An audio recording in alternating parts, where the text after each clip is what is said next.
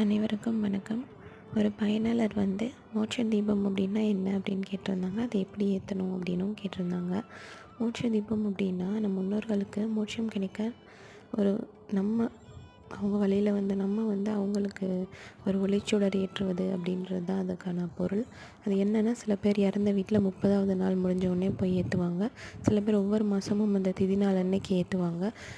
இன்னும் சில பேர் வருஷத்தில் ஒரு தடவை திதி கொடுப்போம் இல்லையா, அப்போ அந்த திதி முடிச்சுட்டு மோட்ச தீபம் ஏற்றலாம். அதனால் ஒரு தவறுமே கிடையாது.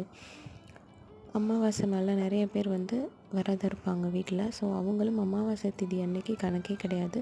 எந்த அமாவாசை மாதத்தில் வந்தாலும் திதி மறந்தவங்க கூட அன்னைக்கு போய் சிவன் கோயிலில் மோட்ச தீபம் தாராளமாக ஏற்றலாம். இதனால் எந்த இதுவுமே கிடையாது.